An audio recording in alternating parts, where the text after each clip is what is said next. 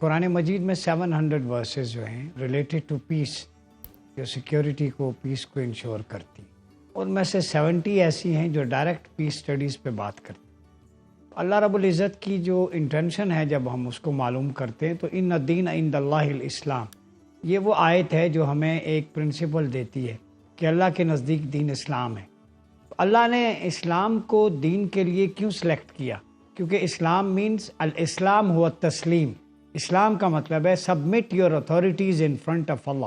جی، ایک تو معنی یہ ہوا، دوسرا معنی ہے سلامتی، کہ آپ صلی اللہ علیہ وسلم نے فرمایا المسلم من سلم المسلمون من لسانہ و یدہ۔ جو مسلم کی آئیڈینٹیفیکیشن اور ڈیفینیشن ہے کہ جس کی زبان سے جب وہ تکلم کرے، کمیونیکیٹ کرے، ایکسپریس کرے، اور جس کے ہاتھ سے جب وہ ایکٹیویٹ ہوں تو دوسرے مسلمان کی جان، مال، عزت، آبرو محفوظ رہے۔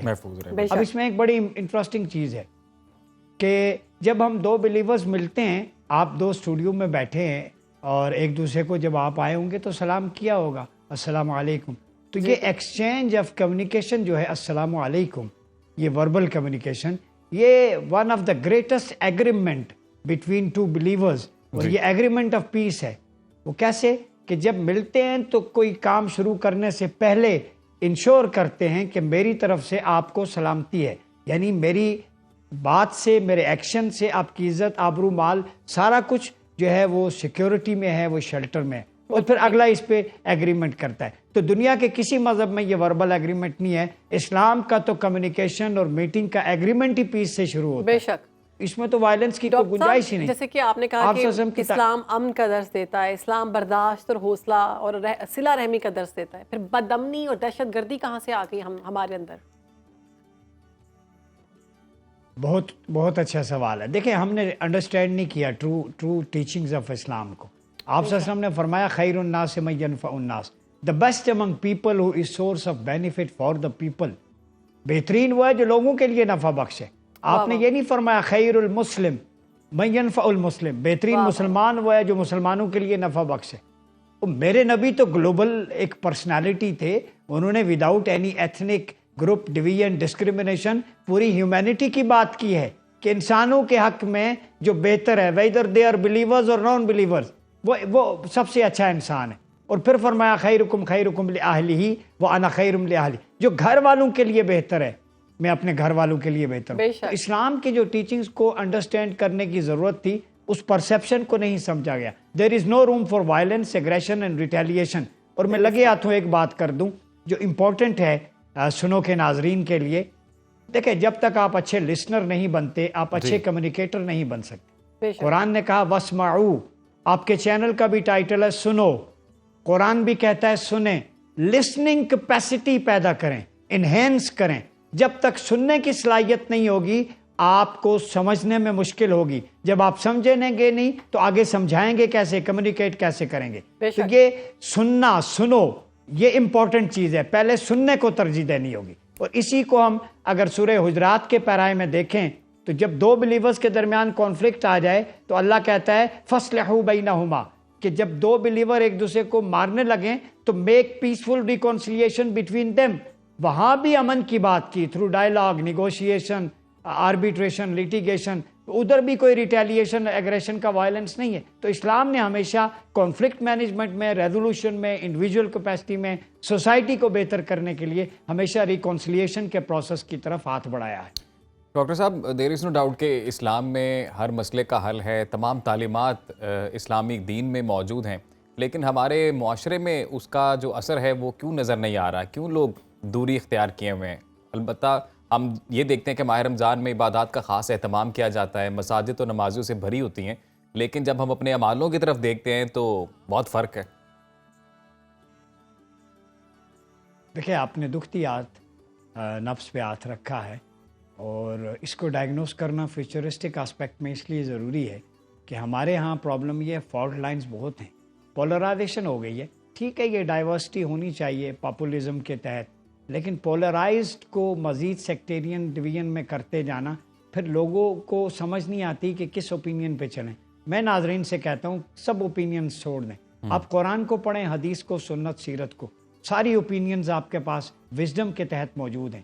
کسی ایک سیکٹ کو یا کسی ایک شخص کو نہ دیکھیں، دیکھیں اللہ کیا کہہ رہا ہے، قرآن کی ڈیوائن کمانڈمنٹس کیا ہیں، آپ صلی اللہ علیہ وسلم کا ایٹیچیوڈ کا ہے۔ جس دن ہم نے اپنی مسجد میں، اپنے گھر میں اپنے مسلک اور ذات کی تبلیغ چھوڑ کر اسلام کو پروجیکٹ کرنا شروع کر دیا، معاشرہ بہتر ہو جائے گا۔ بے شک یہ دیکھیں اپنی ذاتوں کو، اپنے سیکٹس کو، گدی نشین پیران کرام دروازے کھول دیں لوگوں کے لیے، وہ تربیت کا خانقاہ نظام ریوائیو کریں، اپنی بات نہ کریں، اپنے جبے کبے دستار کو ویل آف نہ کریں، اپنی ذات پہ زیادہ وہ فوکس نہ رکھیں، لوگوں کے لیے بھلائی پیدا کریں اور لوگوں کو اپنے ساتھ جوڑنے کی بجائے اللہ اور اس کے رسول کے ساتھ جوڑیں گے تو معاشرے میں ایک خوشگوار تبدیلی پیدا ہوگی۔ ڈاکٹر صاحب ایک رویہ یہ ہے کہ جو میں کہہ رہا ہوں یا میں کہہ رہی ہوں وہ ٹھیک ہے، جو میرا مذہب ہے یا میرا مسلک ہے وہ ٹھیک ہے، اور دوسرا جو ہے وہ بالکل ٹھیک نہیں ہے۔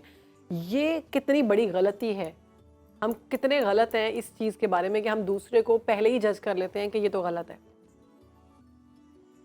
ایک تو آپ کے کوشچنز کو داد دیتا ہوں دونوں کے، لگتا ہے میں اکیڈمیشن کے پینل میں بیٹھا ہوں۔ بہت شکریہ، یہ بہت خوبصورت بہت بات ہے شکریہ۔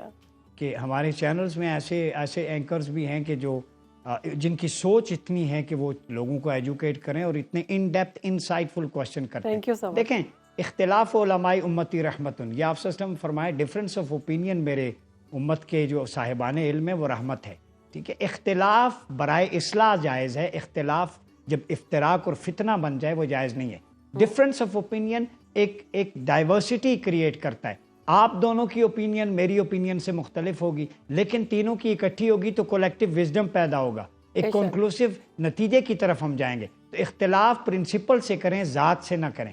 چاروں ائمہ کے درمیان تھے، صحابہ کے درمیان تھے، وہ علم کی تلاش میں، حقیقت کی تلاش میں تھے۔ پوائنٹ آف ویو کا ڈفرینس ہونا وہ سوسائٹی کا ایک ایوولوشن ہے، ارتقاء ہے، وہ بند نہیں ہونا چاہیے، لیکن اس پوائنٹ آف ویو کو انفارچونیٹلی ہماری سوسائٹی میں ذات پہ لے لیا ہے۔ بھائی آبجیکٹو پہ کریں تاکہ سوسائٹی بہتر ہو، تو اختلاف اور افتراق کو سمجھنا ہوگا، there is a huge difference between them. اچھا ڈاکٹر صاحب، ہم یہ دیکھتے ہیں ایک اپنے معاشرے میں ایکسٹریمزم کو ہم دیکھتے ہیں، اس کا بھی ایک عنصر موجود ہے اور پھر اس کی انتہا جب ہوتی ہے تو وہ پھر دہشت گردی کی صورت میں ہوتی ہے، بدامنی کے معاملات ہوتے ہیں۔ تو یہ جو ایکسٹریمزم ہے، جو ایکسٹریم رویہ اختیار کیا جاتا ہے، اس کو کیسے قابو کیا جائے، اس کو کیسے کنٹرول کیا جائے؟ دیکھیں قرآن اس بارے میں ہمیں پیش بندی فرماتا ہے۔ قرآن مجید نے اشارہ کیا لا تفسدوا فی الارض بعد اصلاحها، کہ زمین میں فساد مت پھیلاؤ اس کی اصلاح کے بعد۔